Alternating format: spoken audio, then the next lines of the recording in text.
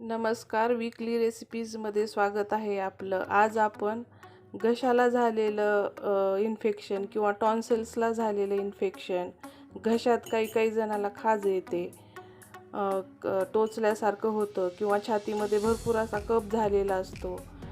अशावर गुणकारी असा हा काढा करणार आहोत. तसंच लहान मुलांना टॉन्सिलच्या जास्त इन्फेक्शन झालेलं असतं. मग काही जण टॉन्सिल काढण्याचा विचार करतात, पण असं करायचं नाही. असा काढा मुलांना रोज करून द्यायचा. 4-5 दिवसातच त्याचा परिणाम होईल. टॉन्सिलचं इन्फेक्शन निघून जातं पटकन यानं. चला तर बघूयात हा काढा.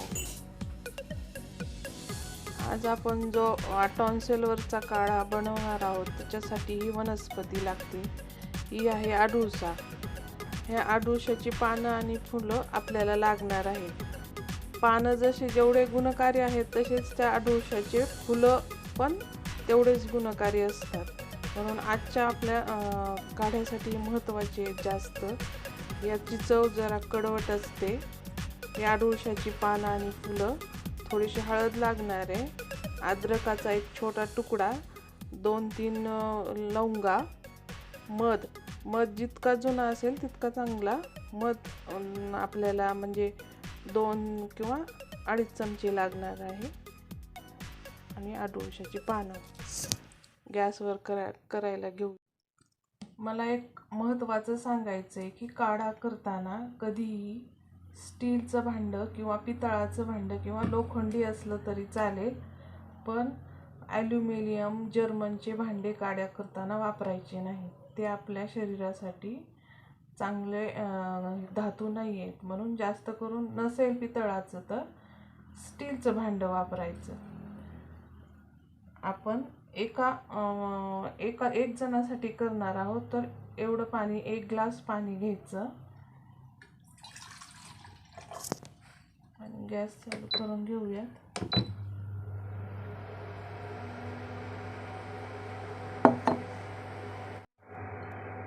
आता आपल्याला 1 जणासाठी फक्त अर्धा चमचा म्हणजे पाव चमचा हळद टाकायची. जर जास्त पण आवडत असेल तर थोडी जास्त टाकली तरी चालेल.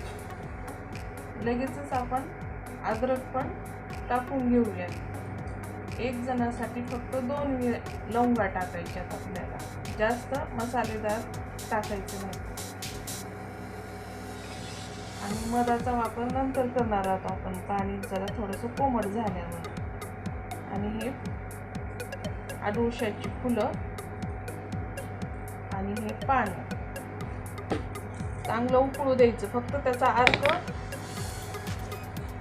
अर्क फक्त उतरला पाहिजे पाण्यामध्ये. आपल्याला ते पाणी आटवायचं नाही, कारण जास्त पानं जर उकळले तर त्याच्यातले आयुर्वेदिक गुणधर्म निघून जाण्याची शक्यता असते. त्याच्यामुळे जास्त उकळायचे नाहीत आपल्याला पानं.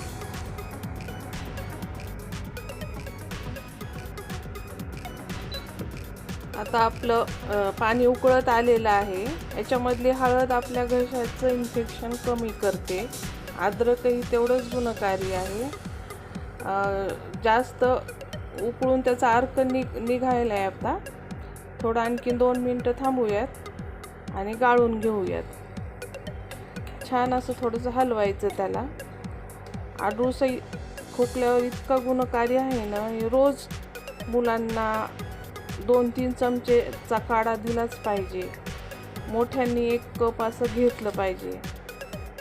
रोज जर तुम्ही हे असा काढा घेतला तर आपल्या छातीत साचलेला कफ निघून जातो. लहान मुलांना पण ह्याचा जास्त परिणाम होतो. टॉन्सिलच्या गाठीला इन्फेक्शन झालेलं असतं, ते निघून जातं. टॉन्सिलचं ऑपरेशन करायची गरज पडत नाही. मग असा काढा जर रोज लहान मुलांना 2-3 चमचे सकाळी दिला किंवा संध्याकाळी झोपताना दिला तर खूप परिणाम होतो याचा. हे कुठंही मिळत नसेल, जिथं मिळत असतील तिथून हे तुम्ही पानं आणून करायलाच पाहिजे हा काढा. आता आपण हा छान उकळलाय, त्याचा अर्क सगळा पाण्यात उतरलाय. आपण आता ते गाळून घेऊयात.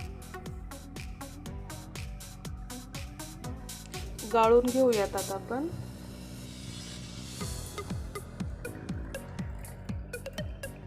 गाळल्यानंतर तो कोमट झालेला आहे.